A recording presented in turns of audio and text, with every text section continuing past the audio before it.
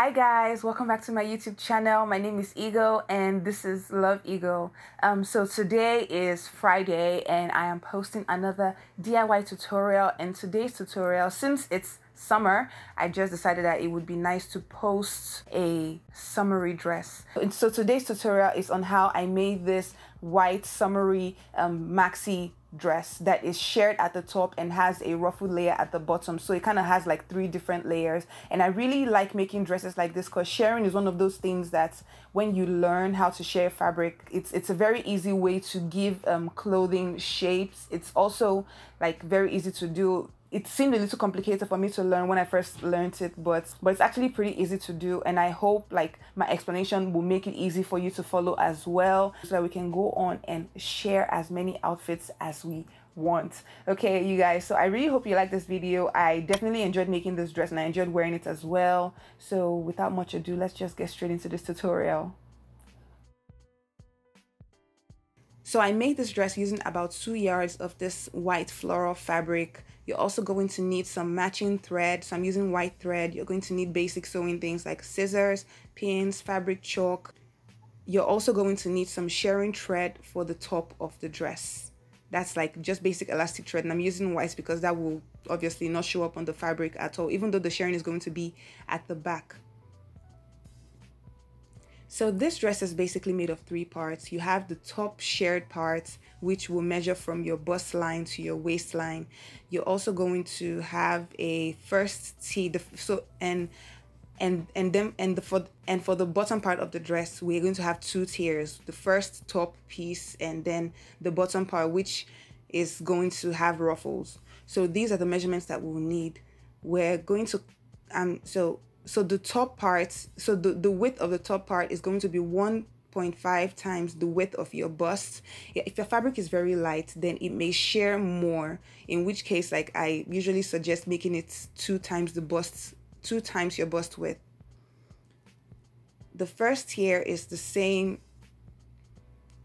Okay, so and after this piece, the next piece is the first part of the bottom, and that one we're going to be cutting the same width as the top piece.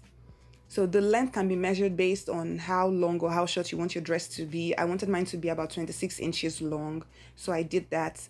And then the second tier is going to be 1.5 times the width of the first part. You can make it 2 times if you really want it to be ruffled, like if you want the ruffles to be really prominent, but I'm making mine 1.5 times the width of the first part.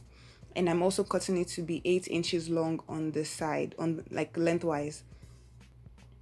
So the next step is just to go ahead and cut out these measurements on the fabric. Don't forget that you're going to be hemming these pieces, so make sure you cut them with seam allowances. So this white fabric that I'm using is not wide enough for me to cut the pieces all at once, like in one long length. So whatever measurements I'm doing, I'm going to split it in 2, because I'm going to be cutting 2 pieces each for all the 3 parts.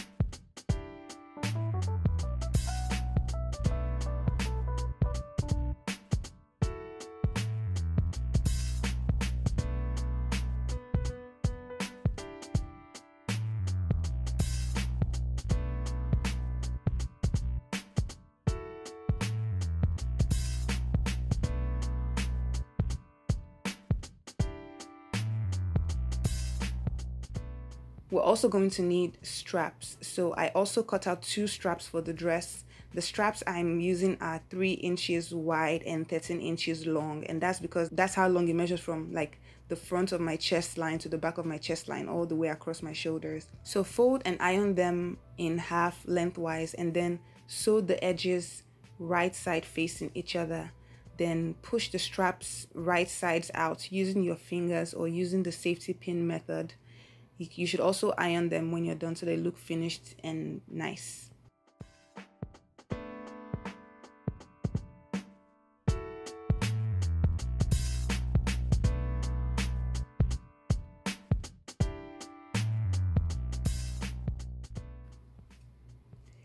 So to sew the dress itself, I'm starting by working on the bottom piece first. Just finish the top and bottom hem of the ruffle piece. That's just the ruffle piece.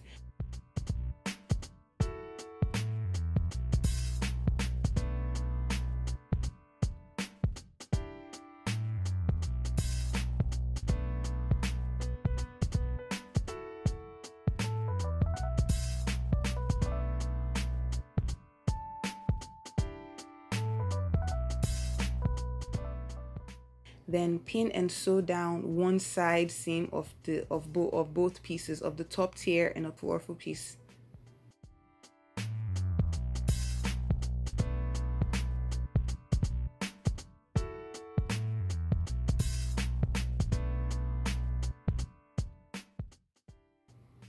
Now to create the gathers on the ruffle piece, sew a straight stitch along one edge of your ruffle piece. On my sewing machine, I'm just adjusting the stitch length. You want to put the stitch length to the maximum number, and as you're sewing, don't back stitch because you're going to need to pull the thread.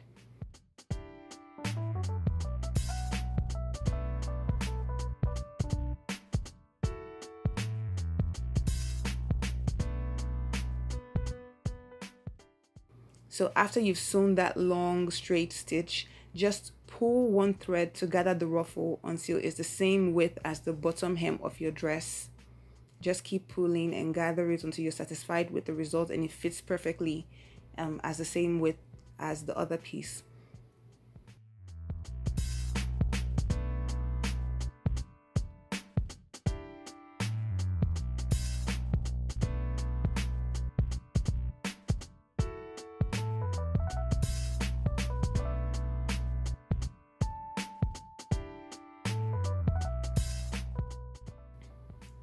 Then go on and pin and sew and attach the ruffle hem to the bottom of the top tier part. So, and what you can see that I'm doing this wrong side facing right side. That's because specifically for this dress, I wanted the top hem of the ruffle piece to show on top of the dress. So that's why I'm sewing on the top part of the dress. You can do it right side facing each other if you don't want that part to show. But that's basically it for the bottom of the dress. So once we're done with that part, just fold it together and then sew the side seams together to create like one long open tube, I guess. Now it's time to work on the top piece, which is where most of the work is anyway. So for the top part, fold the hem of the piece and sew it using a basic stitch. Then sew the side seams together to create a tube of fabric. Now that tube is what we're going to share into the top piece of the dress. So the first step you want to take is to wind your bobbin with the elastic thread. The best thing to do is to wind it up by hand and make sure not to create any tension. Don't pull on the thread in the process. If you're not an expert at manipulating your machine tension, then I'll just say stick with your hands. There are some people who are good enough, who like have done this well enough to know how to adjust the tension on their machine, so they don't need to do this by hand. But like, I'm not one of those people, so just make it work with your hands. So once you've done that, load the bobbin into the machine and load your top thread with normal, like your normal sewing thread. And now it's time to start sewing. This part, guys, I won't lie to you, it's a little like time consuming, but it's worth it. So using normal tension and using the longest stitch length possible, sew straight lines. I'm sewing on top of the fabric, not underneath. So make sure that you're sewing from the top of the fabric so that the shearing thread will be hidden on the wrong side of your fabric. We want to keep the messy work on the inside of the dress. So just sew around in lines. I'm leaving about ½ an inch between the lines that I'm sewing. I didn't mark the lines that I wanted to sew the shearing thread on the fabric because that's because my fabric is white. But if you do this and you're like a beginner in doing this, I suggest marking them with chalk or like a fabric marker of some sorts before you start sewing. You also want to make sure that you pull the fabric as you sew. So as we do this, the gathering effect will gradually appear as we're adding on more rows and rows of shirring. It may not be prominent in but after you do like the first 2 or 3, but it will like begin to gather. You see it coming together. Just make sure that you backstitch at the beginning and the end of each line so that the elastic threads don't slip out or come loose. And then stop sewing lines when you think that you've had enough of the elasticated area. So once you finish the shirring, I would advise that you put it on your body to make sure that it fits exactly the way you want it to. And if you have no problem, then like you're good. But if you're done with the shirring and you see that it's still not as stretchy as you want it to be, or it doesn't seem as slim as you want it to be, iron them well on hot setting. This will complete the gathers and make the shirring effect better, but don't use any steam. So you'll notice that at this point your top will be really gathered and really stretchy. So the next thing to do now is to attach the sewn bottom piece to the shirred top piece by sewing them right sides facing each other. If you remember, those two, we cut them in the same width, so they should match perfectly.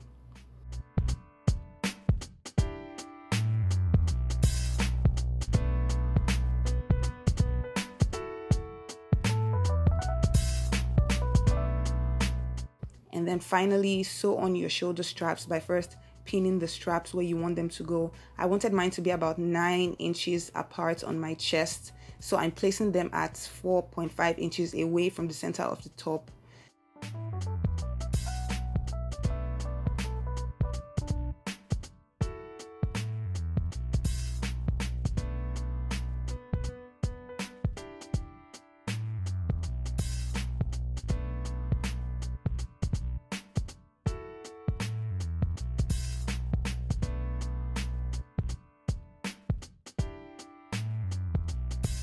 So just pin and sew your straps down, and that's it guys, we are done.